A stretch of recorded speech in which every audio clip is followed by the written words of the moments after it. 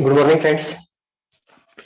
अभी तक हम लोग इंजन के बारे में, इंजन के सिस्टम्स, इंजन का वर्किंग, ये सब पढ़ चुके हैं। ठीक है, इंजन के सिस्टम जो थे, चार system: air intake and exhaust system, उसके बाद कूलिंग सिस्टम, लुब्रिकेशन सिस्टम, और ये air intake, exhaust, cooling, lubrication, governing, है ना। इतने सब सिस्टम हम लोग पढ़ चुके हैं। अभी एक सिस्टम जो बचा था हमारा, गवर्निंग सिस्टम। तो गवर्निंग सिस्टम हम लोग जब इस इंजन को डिसमेंटल करेंगे तो उस टाइम पे हम लोग गवर्निंग सिस्टम पढ़ेंगे। ठीक है, क्योंकि गवर्निंग सिस्टम सिर्फ थियोरेटिकली पढ़ना, अ, अगर पढ़ाएंगे तो समझ नहीं पाओगे। तो ये इंजन हम लोग पूरा डिसमेंटल जब कर लेंगे तो उस टाइम पे हम लोग इस इंजन का गवर्नर बाहर निकालेंगे। उसी टाइम पे हम लोग उसकी थ्योरी भी पढ़ेंगे और उसके साथ ही हम लोग उसका प्रैक्टिकल भी पढ़ेंगे। ठीक है, तो अभी बात कर लेते हैं हम लोग इस इंजन के बारे में। ठीक है, तो ये जो इंजन है, ये engine 5 HP single cylinder engine है। ठीक है, तो इस तरह के जो इंजन यूज होते हैं, ये बेसिकली जो हमारा वाटर सोर्स होता है, वाटर सोर्स से पानी को लिफ्ट करके हमारे खेत तक वाटर को ले जाने के लिए इस टाइप के इंजन यूज होते हैं। ठीक है, और इसका यूज और कहाँ कहाँ पे होता है? तो इसका यूज और होता है, जैसे कि हमें पावर जनरेशन के लिए भी इसका यूज हो सकता है। इसमें हम लोग क्या करते हैं, इधर डायनोमो लगा देते हैं, तो वहां से हम लोग इसे पावर भी ले सकते हैं। जैसे आप लोगों ने देखा होगा कि कहीं पे जो हमारे डीजे वगैरह लगते हैं, तो उस टाइम पे हम लोग इससे पावर लेते हैं, है ना। और खेत में कुछ चलने वाली जैसी मशीनरी होती है, तो उससे भी उसके लिए भी हम लोग थ्रेशर पे हम लोग इसे माउंट कर सकते हैं। उस टाइम पे भी हम लोग इससे पावर लेते हैं। ठीक है, अब इस इंजन के बारे में, कोई भी इंजन के बारे में अगर हमें देखना होगा तो उसपे एक एक प्लेट लगी होती है ना। तो उसपे कुछ बेसिक चीजें होती हैं। वो उसपे उसका मेक, है ना, मेक एंड मॉडल नंबर होता है। उसके बाद उसका फ्यूल कंजम्पशन, वो कितना फ्यूल खाने वाला है पर आवर। उसके बाद उसमें कौन सा फ्यूल हम लोग डालेंगे, ऐसी बेसिक इंस्ट्रक्शंस होती है। तो अभी इस इंजन के बारे में हम लोग देख लेते हैं। यहाँ पे देखिए, यहाँ पे इस ये जो इंजन है, इस इंजन का यहाँ पे ये प्लेट दिया हुआ है। ठीक है, तो इसका मेक अगर आप देखोगे तो क्या है, Lakshmi oil engine private limited. ठीक है, Lakshmi oil engine private limited, ये इसका मेक हो गया। ठीक है, मेड इन इंडिया, कहाँ की कंपनी है? कोल्हापुर। ठीक है, जो महाराष्ट्र में सिचुएटेड है, कोल्हापुर, वहां की कंपनी है। अब इसमें इसका टाइप कौन सा है? LS3 LF। ठीक है, कितना पावर ये जनरेट कर रहा है? 3.7 किलोवाट, किलोवाट में दिया है। ठीक है, 3.7 किलोवाट। ठीक है, इसका नेक्स्ट क्या दिया है इन लोगों ने? BHP दिया है, break horse power. Break horse power क्या होता है कि फ्लाईव्हील पे जो हमारा पावर यूज होता है ना, फ्लाईव्हील से, फ्लाईव्हील के एंड पे जो हमें पावर मिलता है, उसको हम लोग क्या बोलते हैं? Break horse power. और ब्रेक हॉर्स पावर कितना है इसका? 5 HP। ठीक, नेक्स्ट है लुब्रिकेशन ऑयल। लुब्रिकेशन ऑयल कौन सा दिया है? ये सही 30। मतलब इसमें जो भी हम लोग ऑयल डालेंगे वो कौन सा डालेंगे? ये सही 30। उसके बाद फ्यूल, फ्यूल जो यहाँ पे हमें यूज करना है उसके बारे में इंस्ट्रक्शन है। High speed diesel, HS diesel, या फिर इसको हम लोग शॉर्ट फॉर्म में बोलते हैं HSD। तो वो कौन सा है? High speed diesel. इसके आरपीएम दिए हैं। आरपीएम कितने हैं? 2200 आरपीएम। ठीक है, ये रेटेड आरपीएम है, मतलब इस ये इंजन के हाईएस्ट आरपीएम कितने होंगे? 2200 आरपीएम। ठीक है, तो उसके बाद सबसे इंपॉर्टेंट चीज और दी है, SFC, specific fuel consumption. Specific fuel consumption क्या होता है कि ये कितना ग्राम फ्यूल कंज्यूम कर रहा है पर किलोवाट पावर जनरेट करने के लिए। मतलब कितना ग्राम फ्यूल ये पर किलोवाट पर आवर ये ले रहा है ये इंजन। ठीक है, उसके बाद है इसका सीरियल नंबर दिया होगा। ये हर एक इंजन के लिए अलग अलग रहेगा सीरियल नंबर। और गवर्नर कौन सा इसमें यूज किया है, ये इसके बारे में इन्होंने दिया है, B1 क्लास गवर्नर। तो ये जो प्लेट होती है, ये हर एक इंजन पे लगी होनी इंपॉर्टेंट होती है। ये इंजन पे लगी रहती है। इसमें आपको बहुत सारी चीजें यहाँ पे आपको मिल जाती है। ठीक है, तो अभी इस इंजन का अभी हम लोगों ने मेक एंड मॉडल देख लिया। अभी हम लोग इस इंजन में एक यहाँ पे एक एसेसरीज कनेक्ट है, ठीक है ना, इसके बारे में देखते हैं। और उसके बाद इस इंजन को हम लोग डिसमेंटल करेंगे। तो यहाँ पे ये जो इंजन अभी हम लोगों ने वर्किंग कंडीशन से लाए हैं इसको, तो ये इंजन अभी वाटर सोर्स से वाटर उठा के खेत में वाटर जो यूज होता है उसको देने के लिए ये इंजन यूज हो रहा था। तो यहाँ पे हम लोग देखते हैं, यहाँ पे इसका वाटर का मोटर है, यहाँ पे इसके अंदर इम्पेलर है, ठीक है। और ये पावर कहाँ से ले रहा है, ये फ्लाईव्हील है ना, इंजन का ये फ्लाईव्हील है। तो ये फ्लाईव्हील से ये पावर, यहाँ पे फ्लाईव्हील पे एक प्लेट देख पा रहे होगे, ये वाली प्लेट, तो ये इसको हम लोग क्या बोलेंगे, फ्लेंज बोलेंगे, है ना। ये फ्लाईव्हील पे एक फ्लेंज माउंट है, ठीक है। फिर ये फ्लेंज से ये फ्लाईव्हील जैसे घूमेगा तो ये फ्लेंज घूमेगी, फ्लेंज से एक शाफ्ट आ रही है, और ये शाफ्ट के ऊपर ही आपका इस मोटर का इम्पेलर जो है, यहाँ से देख पा रहे होगे, ये जो है ये बीच वाला ये इम्पेलर है, और ये इम्पेलर इसका वहां पे माउंट है, ठीक है। तो अभी हम लोग वाटर का जो सोर्स से जो कनेक्शन आएगा, वो सोर्स से कनेक्शन यहाँ पे देंगे, यहाँ पे देंगे, ये इम्पेलर जैसे घुमाएगा तो ये इम्पेलर पानी उठाएगा, और ये पानी जो होगा इसका डिस्चार्ज यहाँ से मिलेगा इस पाइप से, ठीक है। तो ये अभी कहाँ पे था, ये वाटर उठाने के लिए यूज किया हुआ हम लोगों ने इंजन है। अभी इस इंजन का जो भी बाहरी जो हिस्सा है, क्या क्या चीजें लगी होती है वहां से हम लोग किस किस चीज को आइडेंटिफाई कर सकते हैं वो देखते हैं। तो सबसे पहले बात करते हैं हमारा फ्यूल टैंक, है ना। यहाँ पे देख रहे हो ये है पूरा फ्यूल टैंक, ठीक है। और ये फ्यूल टैंक जो है इसका कैपेसिटी है 2.5 लीटर। और ये फ्यूल टैंक जो होता है एक माउंटिंग ब्रैकेट होता है, नीचे से दिया हुआ है ये वाला, है ना। इस माउंटिंग ब्रैकेट पे माउंट होता है, आप यहाँ पे देख पा रहे होंगे, ये माउंटिंग ब्रैकेट है और ये माउंटिंग क्लैप्स है, ठीक है ना, उसको होल्ड करने के लिए, फ्यूल टैंक को होल्ड करने के लिए। फिर इसमें अभी ये फ्यूल टैंक हो गया। अभी फ्यूल टैंक से हम लोग कनेक्शन देखते हैं, कितने आउटलेट्स हैं इसमें और कितने इनलेट्स हैं, ठीक है ना। तो सबसे पहले यहाँ से फ्यूल डालने के लिए ये आपका कैप हो गया, ठीक है। उसके बाद इसके अंदर एक जाली लगी होती है प्री फिल्टर जैसा, तो ये जाली जो होती है, ये जाली बस उसमें से जो डीजल में जो मोटा मोटा कचरा होगा उसको साफ करने के लिए होती है, ठीक है, ये वाली जाली, है ना।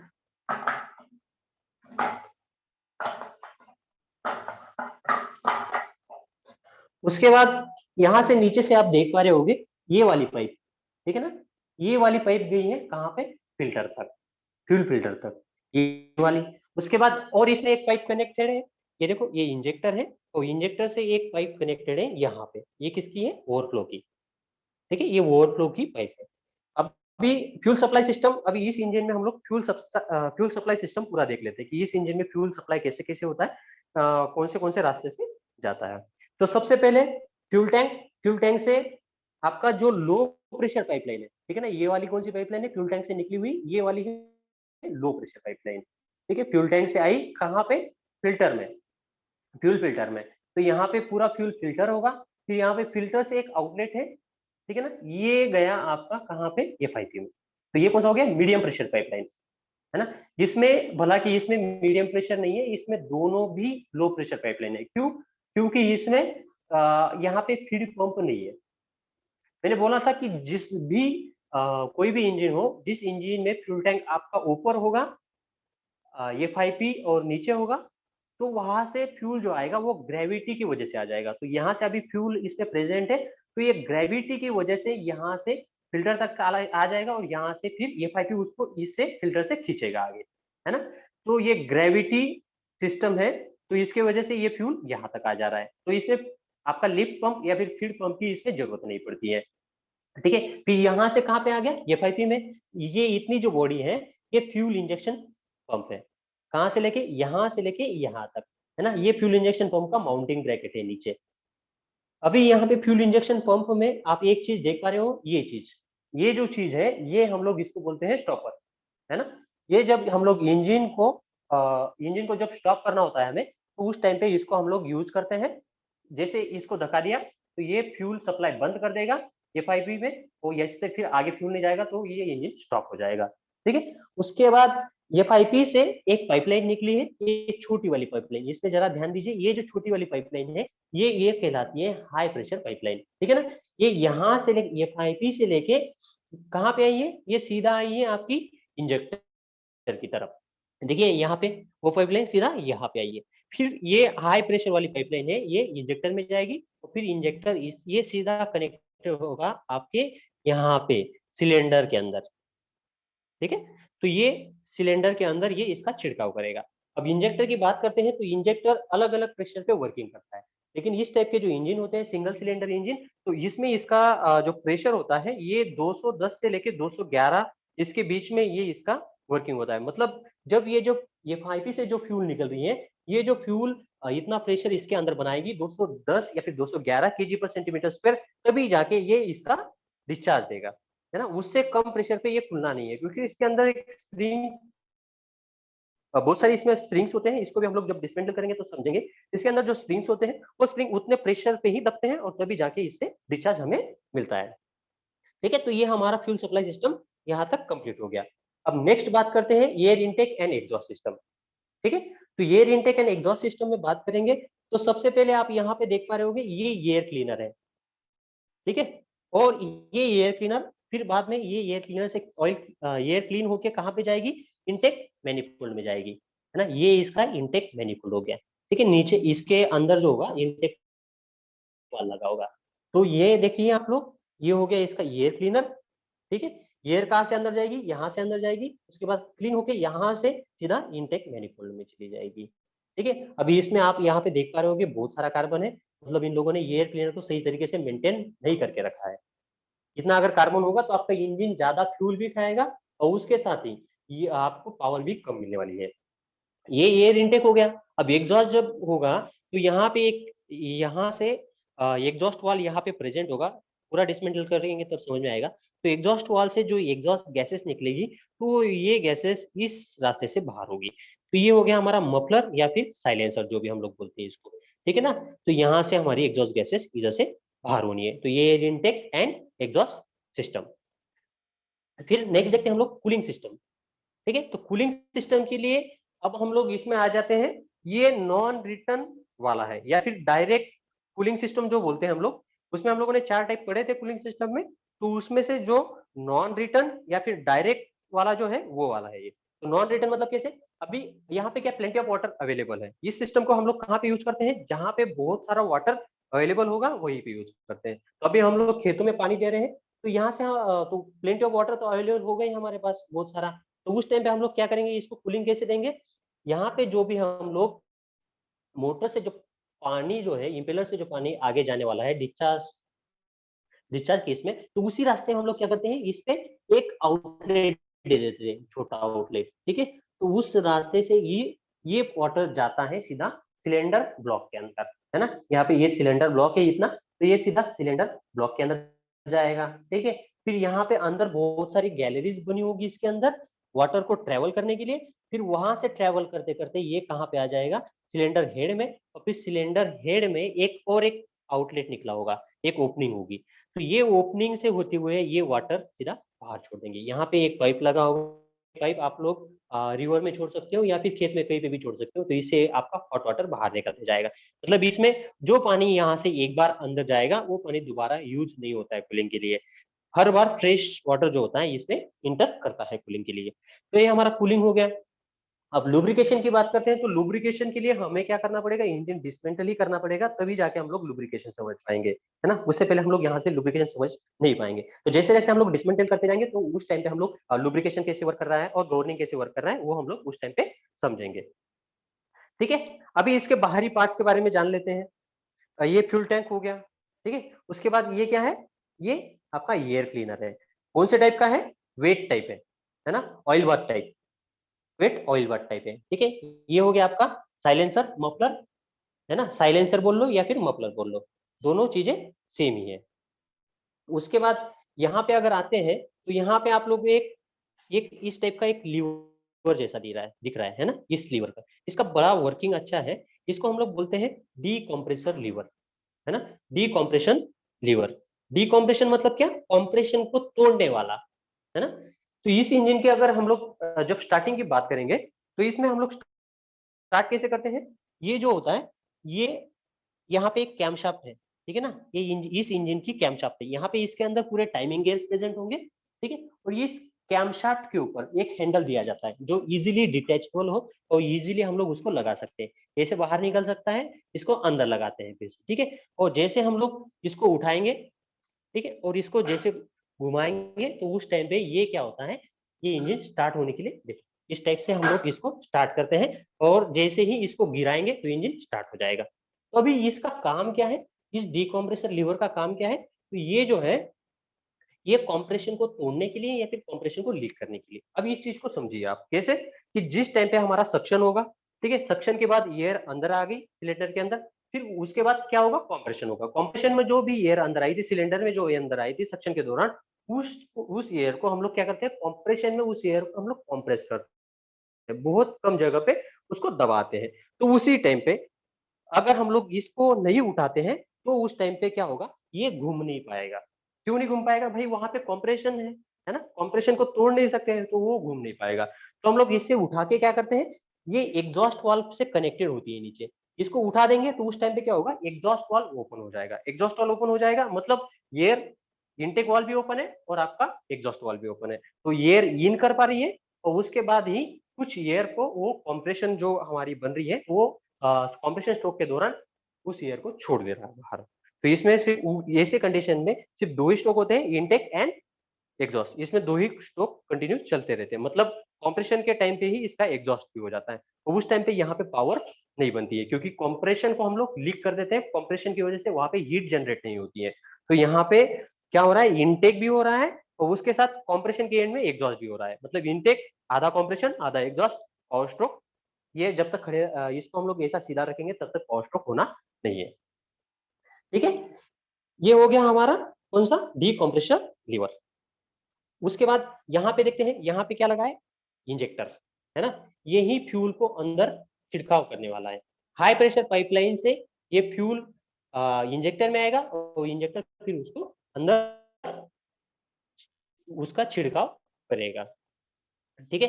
इस साइड में देखते हैं, तो इस साइड में है फ्लाईव्हील, है ना। फ्लाईव्हील किस पे माउंट होगा, क्रैंक शाफ्ट पे माउंट होगा फ्लाईव्हील। ये जो बीच वाली जो शाफ्ट देख पा रहे हो, ये जो शाफ्ट है ये क्रैंक शाफ्ट है और क्रैंक शाफ्ट पे फ्लाईव्हील माउंट होता है। फ्लाईव्हील क्या काम करता है भाई, एनर्जी स्टोर करने का काम करता है। एनर्जी स्टोर अभी कैसे बोलेंगे, तो देखो 4 स्ट्रोक हो रहे हैं, ठीक है ना। 4 स्ट्रोक मतलब इंजन 2 बार, ये जो क्रैंकशाफ्ट है क्रैंकशाफ्ट 2 बार घूमेगी तब 4 स्ट्रोक हो गया। कौन सा suction, compression, power and exhaust. तो इसको घुमाने के लिए, जो क्रैंकशाफ्ट को घुमाने के लिए सिर्फ एक ही स्ट्रोक पावर दे रहा है। अदर देन 3 जो स्ट्रोक है वो तीनों के तीनों जो स्ट्रोक है ये तीनों डेड स्ट्रोक है, सिर्फ एक ही स्ट्रोक पावर दे रहा है। तो इन 3 स्ट्रोक को पावर सप्लाई करने का काम फ्लाईव्हील करता है, ठीक है। फ्लाईव्हील पे है ना, दो चीजें बहुत इंपॉर्टेंट होती हैं। अगर यहाँ पे आप देख पाओगे, जरा नजदीक लाइए, यहाँ पे देखिए, यहाँ पे एक लाइन दी है ना, ये वाली लाइन, ठीक है। उसके बाद और एक लाइन रहेगी, ये वाली लाइन, है ना। तो ये दोनों जो लाइंस होती है, ये दोनों लाइंस इसलिए दी होती है कि एक बी बिफोर टीडीसी होता है और एक एग्जैक्ट टीडीसी होता है। जो बिफोर टीडीसी होता है, तो ये क्या इंडिकेट करता है कि भाई इस लाइन पे ये, और एक यहाँ पे देखिए ये पॉइंटर है, ठीक है ना, ये पॉइंटर इस लाइन पे जब आ जाएगा तो उस टाइम पे ये बिफोर टीडीसी पोजीशन है ना। ये किसी इंजन में 27 डिग्री हो सकता है, किसी में 25 हो सकता है, किसी में 22 हो सकता है। ये अलग अलग इंजन के लिए अलग अलग होता है बिफोर टीडीसी। तो ये बिफोर टीडीसी मतलब क्या है, इस टाइम पे ये फ्यूल छिड़काव करना स्टार्ट कर रहा है, ठीक है। और जब ये टीडीसी मार्क पे आ जाएगा, एग्जैक्ट ये टीडीसी मार्क पे आ जाएगा, तो उस टाइम पे ये इंजेक्टर जो है ये फ्यूल छिड़काव बंद कर देगा। मतलब इतने डिग्री में, जो भी 27 है 25 जो भी डिग्री है, उतने डिग्री के अंदर ये इंजेक्टर आपका फ्यूल अंदर छिड़काव कर रहा है ना। तो ये जो पॉइंटर होता है ये इसको इंडिकेट करने के लिए होता है। उसके बाद यहाँ पे देख लेते हैं, यहाँ पे एक स्टॉपर दिया है। ये स्टॉपर इंजन को जब भी हमें स्टॉप करने की जरूरत पड़ेगी तो हम लोग उस टाइम पे इस इंजन को, इसको स्टॉपर को ऐसे दबाएंगे तो ये इंजन स्टॉप हो जाएगा। उसके बाद नीचे फ्यूल फिल्टर है, ठीक है। यहाँ पे इधर देखते हैं, तो इस साइड में ये पूरा टाइमिंग गियर कवर है, ठीक है ना। तो इसमें टाइमिंग गियर कवर में कौन से गियर्स होंगे, यहाँ पे होंगे 2 गियर्स। इस इंजन में 2 रहते हैं और जो दूसरे इंजन होते हैं उसमें 3 या 4 गियर होते हैं। ट्रैक्टर के इंजन में 4 गियर होते हैं टाइमिंग गियर कवर के अंदर। तो टाइमिंग गियर कवर में इसमें दो कौन से हैं, एक हो गया आपका क्रैंकशाफ्ट वाला गियर, है ना, छोटा गियर होता है क्रैंकशाफ्ट। क्रैंकशाफ्ट पे एक गियर माउंट किया होता है, वो छोटा गियर रहेगा यहाँ पे। और दूसरा कैमशाफ्ट को घुमाने के लिए, क्रैंकशाफ्ट से जो पावर मिलेगी वो मिलेगी कैमशाफ्ट को। तो क्रैंक गियर और कैम गियर ये दोनों आपस में यहाँ पे मेश होते हैं और इससे पावर मिलती है आपको कैमशाफ्ट को। तो ये कैमशाफ्ट भी घूमती है। तो कैम गियर किस पे माउंट होगा, कैमशाफ्ट पे, क्रैंक गियर क्रैंकशाफ्ट पे। तो ये जो होते हैं ये टाइमिंग गियर्स होते हैं, और ये जो कवर है ये टाइमिंग गियर कवर है। तो ये टाइमिंग गियर्स इसको क्यों बोलते हैं? क्योंकि यहाँ पे हमें एग्जैक्ट टाइमिंग मिलाना पड़ता है। जब भी हम लोग इसको डिसमेंटल करेंगे तो उसको हमें टाइमिंग मिलाना पड़ेगा, तभी जाके एग्जैक्ट यहाँ पे फ्यूल एफआईपी से फ्यूल इंजेक्ट भी होगा, है ना, और तभी जाके इनलेट वाल और एग्जॉस्ट वाल भी सही तरीके से ओपन होंगे। वो कैसे करना है हम लोग इंजन की सेटिंग्स देखेंगे तो उस टाइम पे देख लेंगे। यहाँ पे देखिए, यहाँ पे एक छोटी सी चीज है, ये वाली देख पा रहे हो? ठीक है, ये जो चीज है ये क्या है, इसकी डिपस्टिक है ना। तो ये डिपस्टिक क्या करती है? डिपस्टिक का काम क्या है? डिपस्टिक का काम है इंजन में जो भी कितना ऑयल वहां पे प्रेजेंट है उसको देखने का काम ये हम लोग यहाँ से कर सकते हैं, ठीक है ना। यहाँ से एक कोई भी तार वगैरह ले लेंगे, यहाँ से अंदर इंसर्ट करेंगे और फिर उसमें देखेंगे कितना उसमें ऑयल प्रेजेंट है, ठीक है। अभी इधर आ जाओ, ये वाला, ये चीज देखिए, ये चीज इसको हम लोग बोलते हैं क्रैंकेस इंस्पेक्शन प्लेट, है ना। तो क्रैंकेस इंस्पेक्शन प्लेट क्या होगी कि जो भी हम लोग क्रैंकेस है हमारा, ये इतना जो पार्ट है इसको हम लोग क्रैंकेस बोलते हैं। तो क्रैंकेस में क्या चीजें मतलब सही है या नहीं है, जब भी हम लोग सेटिंग टाइमिंग मिला रहे होते हैं या फिर हम लोग जो भी क्रैंक वेव होता है उसको डिसमेंटल करने के लिए, या फिर हमारा जो पिस्टन है, पिस्टन की कनेक्टिंग रॉड का बिग एंड को जब हम लोग लगाते हैं तो उस टाइम पे ये क्रैंकेस इंस्पेक्शन प्लेट हमें बहुत हेल्प करती है। ऑयल भी यहाँ से हम लोग इसमें फिल कर सकते हैं, इस इंजन के अंदर ऑयल फिल करने के लिए भी यहाँ पे एक चीज होती है, ठीक है। और एक चीज आप यहाँ पे देख पा रहे हो, ये वाला है, यहाँ पे एक प्लेट लगी हुई है। तो ये जो प्लेट होती है ये क्यों दी है? देखो, अगर हम लोग इसको जनरेटर के लिए यूज कर रहे हैं, है ना, पावर जनरेट करने के लिए यूज कर रहे हैं, तो उस टाइम पे क्या होगा, हमें वाटर तो हमें वहां पे होगा नहीं, है ना। मूविंग व्हीकल में अगर हमें इसको लेके जाना है तो वहां पे वाटर नहीं होगा। तो उस टाइम पे हम लोग क्या करते हैं, इस पर रेडिएटर माउंट कर देते हैं कूलिंग के लिए। इस इंजन को कूलिंग करने के लिए हम लोग क्या करेंगे, रेडिएटर माउंट कर देंगे। और रेडिएटर जब हम लोग माउंट करते हैं उसमें क्या करते हैं हम लोग, ये वाला जो कनेक्शन है, ये वाला कनेक्शन खोल के यहाँ से इसको क्लोज कर देंगे, और ये वाली जो प्लेट है ये वाली प्लेट उधर लगा देंगे और ये वाला कनेक्शन यहाँ पे लगा देते हैं। तो रेडिएटर से वाटर इस साइड से अंदर जाएगा और यहाँ से फिर हॉट वाटर जो है फिर से रेडिएटर में कूलिंग होने के लिए चला जाएगा, ठीक है ना। तो इसमें डबल देते हैं। और एक चीज है यहाँ पे एक गोल आप देख पा रहे होंगे, है ना, ये चीज देख पा रहे हो, ये चीज एक डब्बी जैसी होती है ना। इसको हम लोग बोलते हैं प्लग। तो ये जो प्लग होता है ये क्यों होता है? क्योंकि भाई आप ये इसी इंजन को कहाँ पे भी यूज कर सकते हो, मतलब कोल्ड कंडीशन में भी यूज करना है, हॉट कंडीशन में भी यूज करना है। तो आप एक वाटर की एक प्रॉपर्टी जानते हो, वाटर जब भी कोल्ड हो जाता है तो उस टाइम पे उसका डेंसिटी बढ़ जाएगा, है ना, उसका वॉल्यूम बढ़ जाता है, ठीक है। डेंसिटी नहीं बढ़ता है, वॉल्यूम बढ़ता है, सॉरी। वाटर जब कोल्ड हो जाएगा, उसका बर्फ अगर बन जाएगा तो उस टाइम पे वॉल्यूम बढ़ जाता है। तो जैसे हमने इस इंजन को बंद कर दिया, लेकिन इसके गैलरीज में cylinder block and cylinder head के गैलरीज में क्या है, आपका वाटर प्रेजेंट है वहां पे, जो भी कूलिंग वाटर है वो तो बाहर निकलता नहीं है पूरा, उसके अंदर प्रेजेंट है। और मान लीजिए कि ठंड की कंडीशन है या फिर जम्मू कश्मीर जैसा एरिया है, तो उस टाइम पे क्या होगा कि ये जो वाटर वहां पे अंदर में प्रेजेंट है, वो गैलरी में जो वाटर भरा हुआ है, अगर वो कोल्ड हो जाएगा, उसका बर्फ जम जाएगा, तो उसका वॉल्यूम बढ़ेगा। और तो जैसे ही वॉल्यूम बढ़ेगा तो उस टाइम पे क्या होगा, ये गैलरी अंदर वाली गैलरीज को ये क्या कर देगा, ब्रेक कर देगा। तो उसको रोकने के लिए क्या है, यहाँ पे एक प्लग दिया जाता है। जैसे उसका अगर वॉल्यूम बढ़ा तो उस टाइम पे जैसे ही उसका वॉल्यूम बढ़ने के टाइम पे ये क्या करेगा, ये प्लग यहाँ से बाहर हो जाता है सीधा। तो एक डब्बी जैसा होता है, इसमें कोई थ्रेड्स वगैरह कुछ भी नहीं होती है, सिर्फ जैसे अंदर अगर प्रेशर बढ़ेगा तो ये बाहर हो जाएगा और यहाँ से फिर आपका जो भी वाटर है यहाँ से बाहर निकल जाता है, ठीक है। अभी इधर और एक चीज है यहाँ पे देखने के लिए, यहाँ पे दो चीजें हैं, ये एक होगी और ये एक होगी, है ना। तो ये 3 बोल्ट पे एक वहां पे शाफ्ट, छोटी सी इतनी छोटी सी शाफ्ट वहां पे माउंट होती है, और वो जो शाफ्ट होती है वो आपका लुब्रिकेटिंग ऑयल का जो पंप है उसको होल्ड करने के लिए होती है ना। यहाँ पे एक छोटी सी शाफ्ट रहेगी, वो लुब्रिकेटिंग ऑयल को पंप को होल्ड करने के लिए देगी, ठीक है। नेक्स्ट चीज है यहाँ पे, ये चीज देख पा रहे हो, ये है ड्रेन प्लग को, ये इसको हम लोग बोलते हैं ड्रेन प्लग, और ये चीज किसके लिए यूज होती है, लुब्रिकेटिंग ऑयल को बाहर निकालने के लिए, ठीक है। नेक्स्ट, अभी ये इस इंजन के टोटल 4 सेक्शन है ना। ये कोई कोई भी इंजन होता है उसके 2, 3 या 4 सेक्शन होते हैं। तो ये इंजन 4 सेक्शन में डिवाइड हुआ। अब 4 सेक्शन हम लोग देखते हैं कौन सा। यहाँ से इतना पार्ट बाहर निकल सकता है इजीली। ये 4 बोल्ट खोलेंगे तो ये यहाँ से इतना पार्ट बाहर निकल जाएगा। तो ये जो है ये इतना पार्ट जो है यहाँ से लेके यहाँ तक ये है रॉकर बॉक्स असेंबली। कौन सा? Rocker box assembly. ठीक है। उसके बाद यहाँ से ये इतना पार्ट डिटेचेबल है। कौन सा? यहाँ से लेके यहाँ तक, है ना। यहाँ पे आप देख पा रहे होंगे जैसे ही हम लोग इस नट को खोलेंगे ये 2 और यहाँ पे एक है और यहाँ पे एक है, ये चारों नट को हम लोग जैसे खोलेंगे तो इतना जो पार्ट है ये इतना पार्ट बाहर निकल के आएगा। तो इसको हम लोग बोलते हैं cylinder head. Cylinder head, cylinder के ऊपर है सिलेंडर हेड। उसके बाद यहां से लेके यहां तक, कहां से लेके? यहां से लेके यहां तक, है ना। ये जो पार्ट है ये हमारा है cylinder block. Cylinder head, cylinder block. सबसे पहले ऊपरी से देखते हैं, ये है रॉकर बॉक्स असेंबली, उसके बाद सिलेंडर हेड, उसके बाद सिलेंडर ब्लॉक।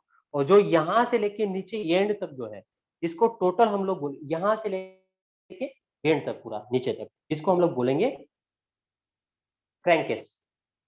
ठीक है। ये हो गया क्रैंकेस, ये हो गया सिलेंडर ब्लॉक, ये हो गया सिलेंडर हेड और ये हो गया रॉकर बॉक्स।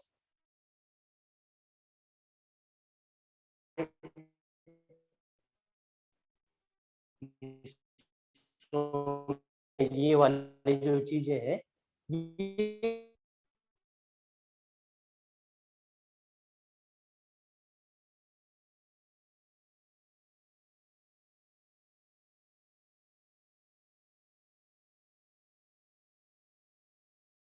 लेकिन ये जो स्टर जो होते हैं स्टर में क्या होता है ना, ये वाली जो चीज है तो ये है हमारा रॉकर बॉक्स असेंबली। हम लोग इसको ओपन करते हैं। तो रॉकर बॉक्स असेंबली को हम लोग ओपन करेंगे तो यहाँ पे हमें एक प्लेट मिलेगा, है ना। इसको हम लोग क्या बोलते हैं? Rocker box assembly cover plate. तो इसमें यहाँ पे एक चीज बनी हुई है, इसको बोला जाता है फिन्स। ठीक है। तो ये जो फिन्स है ये फिन्स यहाँ पे देख पा रहे हो, ये देखो ये वाली जो है ये फिन्स है ना। रॉकर बॉक्स कवर प्लेट के ऊपर ये फिन्स बनी होती है। ये फिन्स क्यों होती है? इसमें कौन सा लुब्रिकेशन सिस्टम चलता है? इसमें चलता है फ्लैश वेपर लुब्रिकेशन सिस्टम। मतलब फ्लैश जो नीचे हमारा क्रैंकशाफ्ट होगा, क्रैंक जो भी डीपर्स होंगे होगा या फिर क्रैंक वेव होगा, वो उसको इंजन ऑयल को ऊपर उठाएंगे, ऊपर छिड़काव करेंगे उसका, और छिड़काव करने के बाद उसकी वेपर्स जनरेट होगी, वो वेपर्स यहाँ तक आ जाती है। ठीक है ना। तो यहाँ पे आने के बाद क्या करते हैं, ये जो है ये डायरेक्टली कांटेक्ट में है किसके? इन्वायरमेंट के कांटेक्ट में। तो इन्वायरमेंट के कांटेक्ट में होने की वजह से यहाँ पे आपका सराउंडिंग का टेम्परेचर इंजन के टेम्परेचर से कम है, और ये पतली प्लेट भी होती है तो ये जल्दी हीट एक्सचेंज कर सकती है। तो इसमें ये जो वेपर्स आई, वेपर्स यहाँ पे टकराती है पूरी प्लेट पे, तो यहाँ पे टकराने के बाद क्या होगा कि ये जो वेपर्स है ये थोड़ी ठंडी होगी, तो ठंडे होने के बाद यहाँ पे कंडेंस होती है। तो यहाँ पे कंडेंस होने के बाद इसके जो दोनों जो ये नोब जैसी दिख रही है, तो ये दोनों नोब से ये कंडेंस हुई हुई जो वेपर होती है ये गिरती है आपकी यहाँ पे। आप देख पा रहे होंगे कि ये जैसे ही, सॉरी यहाँ पे गिरती है, ऊपर दिखाइए, यहाँ पे गिरती है। ये जो दोनों छोटे छोटे होल्स है इसमें ये यहाँ पे गिरती है, ये पूरे शाफ्ट पे गिरती है। अभी ये क्या चीज है आप लोग देखिए, ये जो दोनों वाल्व दिख पा रहे हैं इधर से दिखाइए, ये देखो, ये वाल एक हो गया और ये एक हो गया, ये इनलेट वाल है और ये एग्जॉस्ट वाल है। ये इनलेट वाल हो गया और ये एग्जॉस्ट वाल हो गया, और एग्जॉस्ट वाल के ऊपर ही ये आपका डिकम्प्रेसर लीवर माउंट है। और ये जो है यहाँ से लेके यहाँ तक जो चीज है दूसरी, ये हमारी क्या है? Decompressor lever. ठीक है ना। ये डिकम्प्रेसर लीवर ये इस टाइप से वर्क करेगा। ये होगी रॉकर आर्म्स, है ना। ये रॉकर आर्म जो होगी एक छोटी सी शाफ्ट पे माउंट होगी, और ये फलक्रम होती है, किसी भी साइड में ये घूम सकती है। यहाँ पे नीचे आप यहाँ पे देख पा रहे होंगे, ये इधर से दिखाइए, ये जो है ये पुश रॉड है, और ये पुश रॉड से इसको पावर मिल रही है। ठीक है ना। अभी हम लोग इसको देख लेते हैं कि ये कैसे कैसे ऑपरेट हो रही है। इसमें दिखाइए,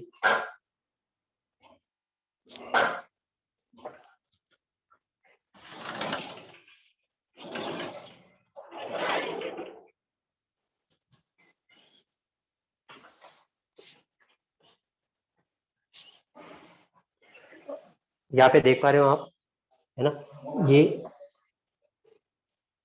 ये दोनों वॉल्स हैं, ठीक है, अभी क्लियर दिख रहा है आप लोगों को, ठीक है। तो ये दोनों वॉल्स कैसे ऑपरेट होती हैं ये भी हम लोग देखेंगे।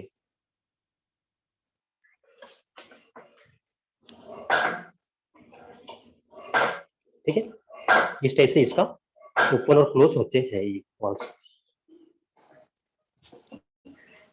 देखो अभी इस पे फोकस करना, ये देखो ये नीचे गया, इसने वॉल को ओपन किया, फिर वॉल क्लोज हो गया, ठीक है। अभी देखिए फिर से इस पे ही फोकस करते हैं, ये जब ऐसे ऊपर उठाएगा तब जाके ये क्लोज होना है ना।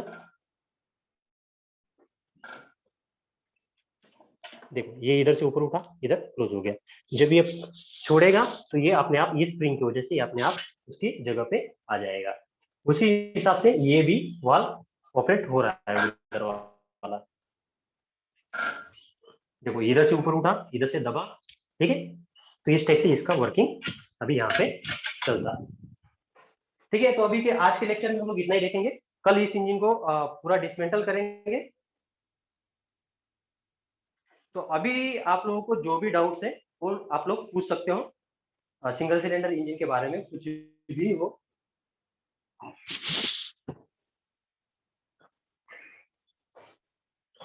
हैंड रेस कीजिए या फिर अनम्यूट हो जाइए।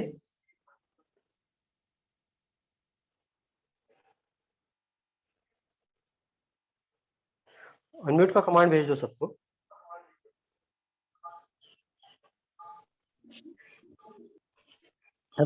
हाँ भूपेश जी सर बोलिए। एक बार डिकम्प्रेशन लीवर वाला थोड़ा सा कंफ्यूजन है सर, एक बार फिर से क्लियर कर दीजिए।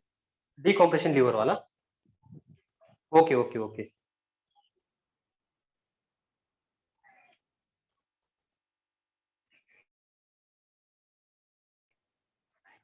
आ जाइए।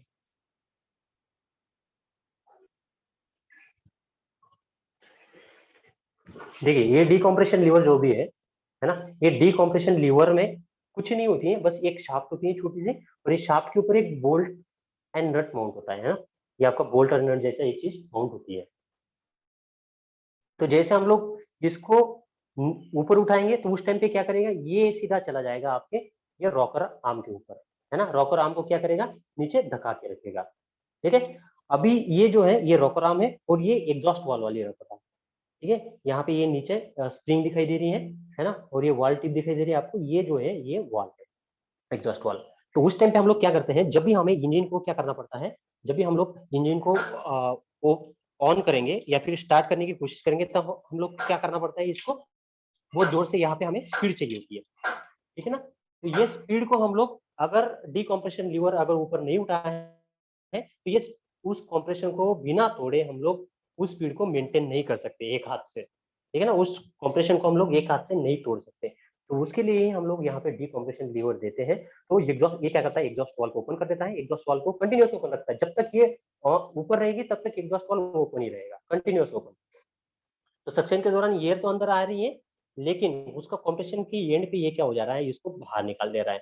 तो एग्जॉस्ट वाल्व फिर से एग्जॉस्ट वाल्व के रास्ते से जो भी हमारा कॉम्प्रेस एयर हुई थी वो बाहर निकल जाती है। बस इसको स्पीड बढ़ाने के लिए होता है शुरुआती में, है ना। उसके बाद हम लोग जैसे इसको नीचे करेंगे तो इंजन हमारा स्टार्ट हो जाएगा। बस इसका इतना इंजन स्टार्टिंग के टाइम पे इसका काम होता है। अगर आप लोग इंजन चल रहा है वर्किंग कंडीशन में, उस टाइम पे अगर इसको उठा दोगे तो इंजन एक मिनट के चलेगा, एक मिनट के लिए चलेगा, उसके बाद बंद हो जाता है, ठीक है।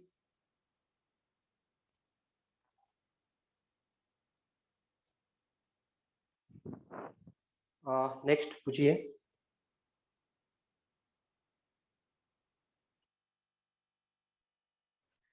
शिवाजी जी इन लोगों को सब लोगों को अनम्यूट होने का कमांड भेज दीजिए आप।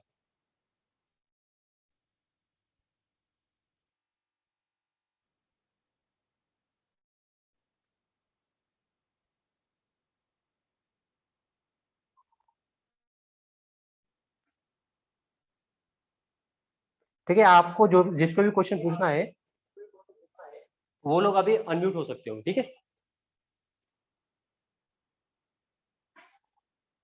सर इंजन ऑफ करने के लिए फ्यूल सप्लाई रोकना पड़ता है। यस, देखो इंजन को ऑफ करने के लिए दो चीजें होती हैं, या तो आप एयर सप्लाई को रोक दीजिए या फिर फ्यूल सप्लाई को रोक दीजिए। दोनों में से एक चीज करोगे तो आपका इंजन ऑटोमेटिक रुक जाएगा। एयर सप्लाई को हम लोग तो रोक नहीं सकते, इसलिए हम लोग क्या करते हैं, फ्यूल सप्लाई को रोक देते हैं, तब इंजन हमारा ऑटोमेटिक स्टॉप हो जाता है। ट्रैक्टर में हो चाहे किसी भी इंजन में हो, हम लोग फ्यूल सप्लाई को इजीली कंट्रोल करते हैं, इजीली फ्यूल सप्लाई को रोकते हैं।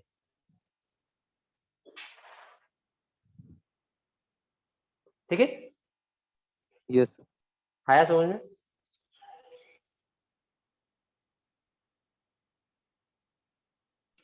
Next question. सर इसमें कौन सा टाइप का सिलेंडर मतलब मफलर लगा हुआ है?